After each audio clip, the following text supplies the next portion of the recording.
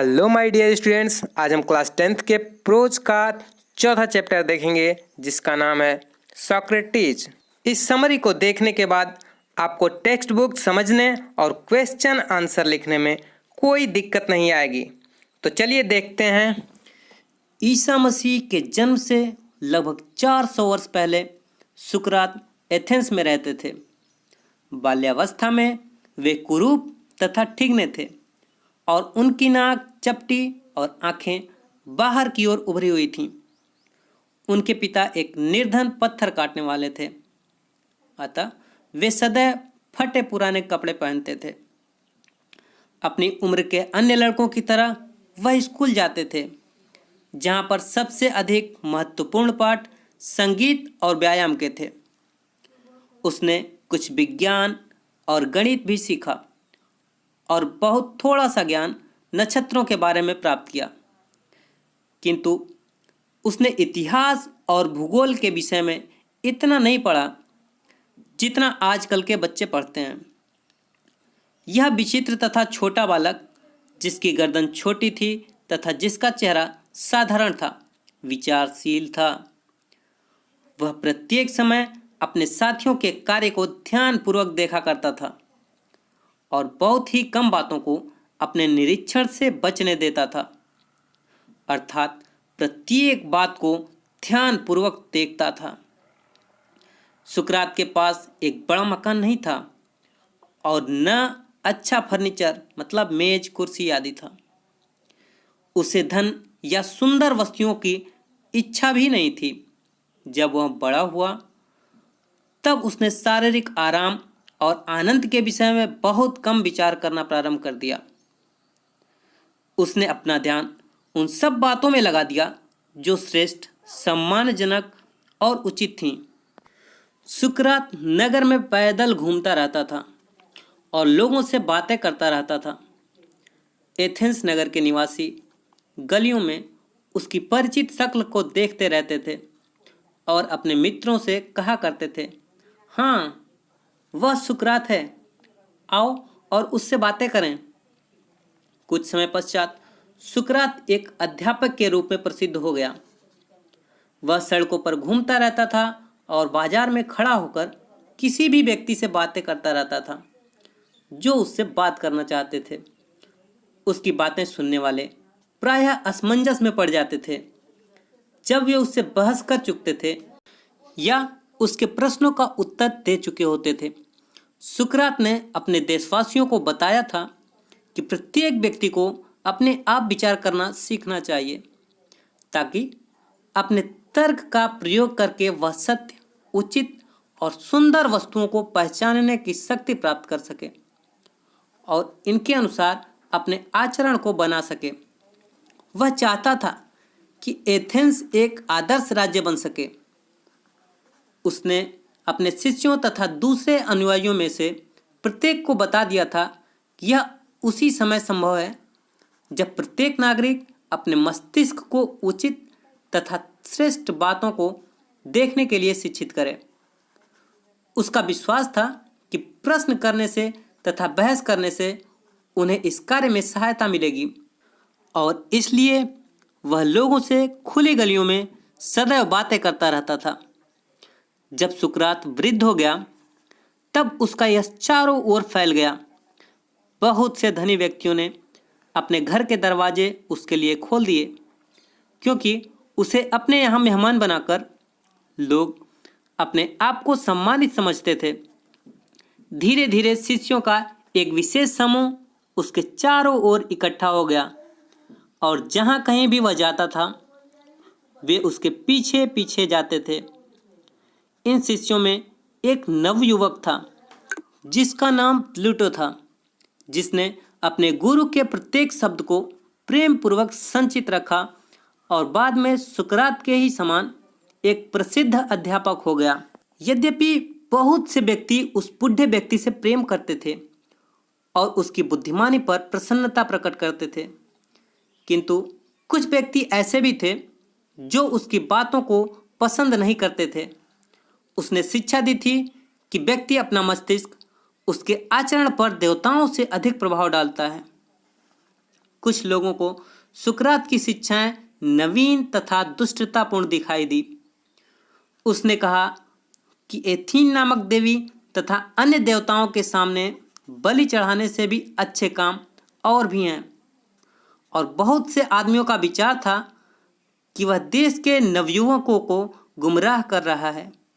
वह उन सब बातों पर प्रश्न करता है जिन्हें मानना उनको सिखाया गया था, और वह इस प्रकार देश के नवयुवकों के मस्तिष्क में संदेह उत्पन्न कर रहा है।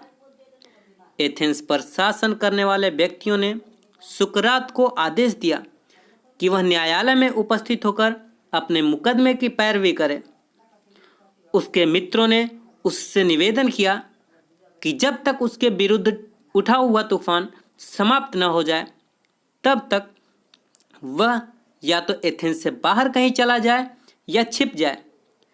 किंतु सुकरात कायर नहीं था। वह जानता था कि उसने कोई गलत कार्य नहीं किया है और उसने लोगों को उसी बात की शिक्षा दी है जिसे वह उचित, सत्य और सम्मानित समझता था। अतः वह न्यायालय को चल दिया।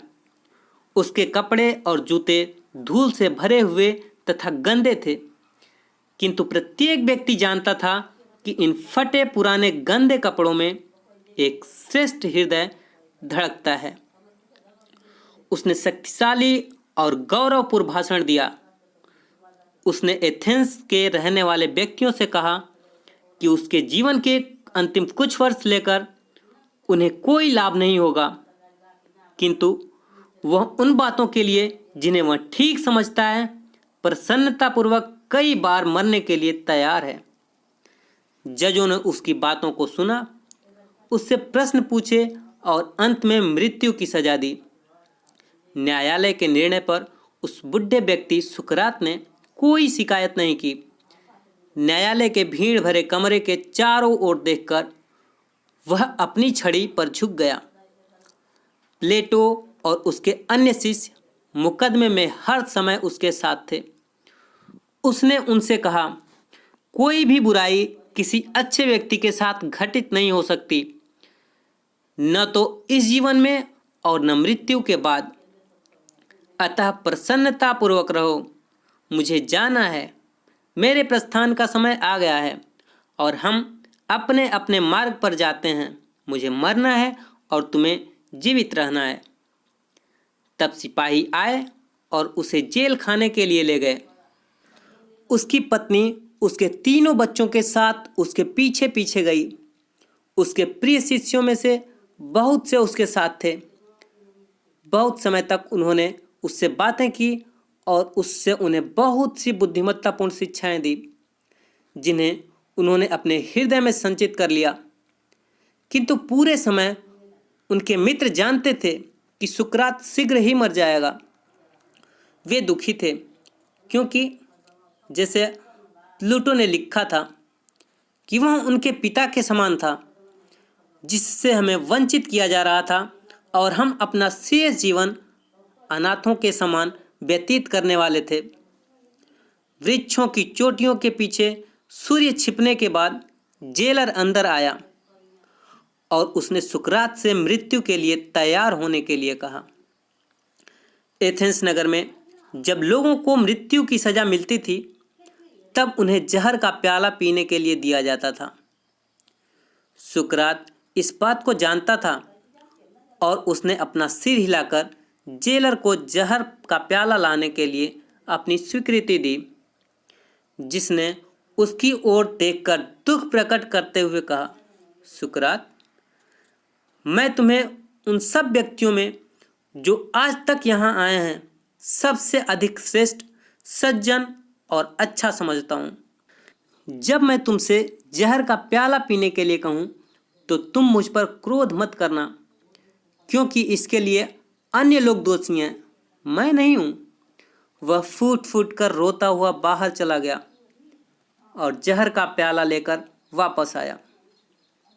देवतागण इस संसार से दूसरे संसार में मेरी यात्रा को सफल बनाए, सुकरात ने कहा और अपने होठों से जहर के प्याले को लगा लिया।